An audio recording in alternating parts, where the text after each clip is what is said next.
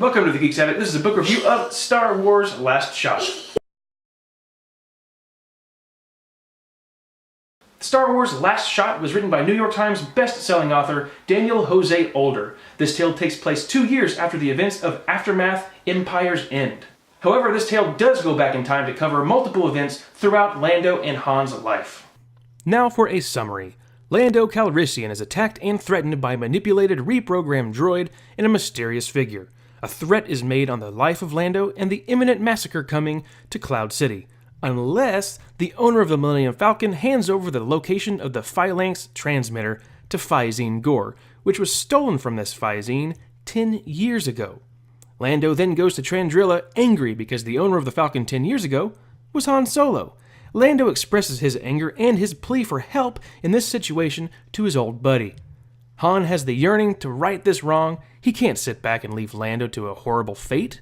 Lando, Han, and an assembled crew of new characters go on a wild adventure to find the Phalanx transmitter. This device is an apocalyptic mechanism with the capability of reprogramming droids across the galaxy, turning them into homicidal machines. Fyzine Gore is the madman behind this destructive power. Fyzine desires to unleash this device to reconstruct the galaxy to his design. Now let's talk about characters. There's a bundle of new characters in this book, such as an Ewok slicer named Pigpa, a Twi'lek named Kasha, and even a familiar name from the comic series makes an appearance, Sana Starros. But I'm only going to talk about 3 characters: Han, Lando, and Fyzine Gore. First, Han Solo. He's a scoundrel, a war hero, husband, father, and, finally, head of the Republic Pilot Union. Now, he's the same old Han, his mind always drifting to open space, missing the action. He's full of regret for signing up to head the Union, and he can't stand meetings, and doesn't understand how Leia enjoys the political banter of her own position in the New Republic. When he gets pulled into this Phalanx mess, he feels at home, though he does indeed miss his wife and child. Up next is Lando Calrissian. He's also a scoundrel, a war hero, not a husband, nor a father, but he's head of his own droid manufacturing company. He likes to wear a cape and tight pants that show off his butt in the back and support his bulge in the front. Yeah, seriously, what the heck, Del Rey? Kinda awkward. For the first time, we see Lando speechless and lovesick. Lando really starts to think about his life. If he survives this Phalanx fiasco, he wonders if he's capable of putting aside his scoundrel lifestyle to settle down. He may be a scoundrel, but his desire to keep bad people from doing harm to good people is strong. He truly is a hero. Finally, the villain, Fyzine Gore. He's a Pauan, which is a humanoid being from the planet Utapau. Now, he's gone mad, wanting to set off this droid apocalypse with his tool, the Phalanx transmitter device, to reprogram droids to go on a killing spree all over the galaxy. Now, Fyzine, he's demented. He even redesigns droids using parts and limbs from organic beings like humans and other alien species. Now, his goal is to reshape the state of the galaxy and come out on top. Now for my overall thoughts. I'm going to try to stay positive here. The main character, or the headliner of the book, in my opinion, is Lando Calrissian. And the story just features Han Solo, the secondary character, but he does have a big role. It's nice to finally get a meaty story, though, starring Lando. Now, I believe the characters were consistent throughout the book and true to who they were in the films. However, I was not thrilled with the new cast of characters. Very forgettable. The idea of an Ewok slicer is a little goofy, but it did lend to some humor. I believe the chemistry between Han and Lando was realistic. They're on this adventure together, and over time they get irritated with each other, just like going on a road trip with a buddy or something. So Jose Older did a pretty good job there. There are a few things that I'm confused about, though. Back in the day when Lando had the Falcon, he also had a droid called L3.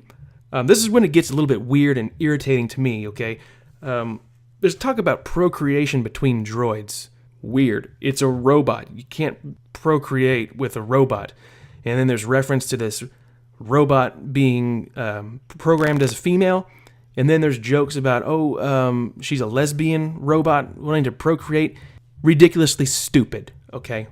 Dumb. Anyway, moving on. This droid, okay, Lando is described throughout, the films and in the book as being very stylish, sleek, clean. However, this droid is a disaster. It's a mess of unpolished covering and loose exposed wires. That is the one thing that's inconsistent with Lando's character, okay? Now this droid is also a bit odd. I didn't like it at all. Most of what happens in the book could have been prevented by this droid, so I found that very irritating, and it took me out at the end whenever things were going down. As I got to the last quarter of the book, a sudden realization hit me, and I had to post a rant video about this. The plot of the book is very similar to a Legends book, The New Rebellion. In that book, the villain also wants to cause chaos throughout the galaxies by reprogramming droids to kill everybody. So I was taken out of the book again once this revelation hit me. Just took me right out of the book. I couldn't stop thinking about The New Rebellion and how similar the plot was. Was the plot point hijacked from the Legends book, or is it merely a coincidence? I'm going to hope it's a coincidence. I don't know if this author would have read the Legends books or not. I don't know. Can't answer that question. Overall, though, the book was okay. The climax was very anticlimactic. When we know that certain characters are going to be in other films or other novels, why would we have any concern or worry when those characters are threatened? Fyzin Gore was a pretty lame character. He comes off like a villain of the week, like you'd see on a TV show or something. I think this may be the first canon book that has absolutely no mention of Jedi or Sith, which is fine. I could be wrong about that, though. There might be another book that doesn't mention them at all, but yeah, not a problem there. So do I recommend that you pick up Star Wars Last Shot? Sure. It brings a few things from Legends into canon, not just plot points. If you're a big Lando fan, this is the book for you, though. So will I give this rating the size of Lando's bulge? I don't know. We don't have that much information, thankfully. But I will go ahead and give this book a C+. And that'll do it for this video. Hit that thumbs up, subscribe if you haven't already so be notified when I post more videos. Check out thegeeksaddict.com and all social media at thegeeksaddict. Have a good one.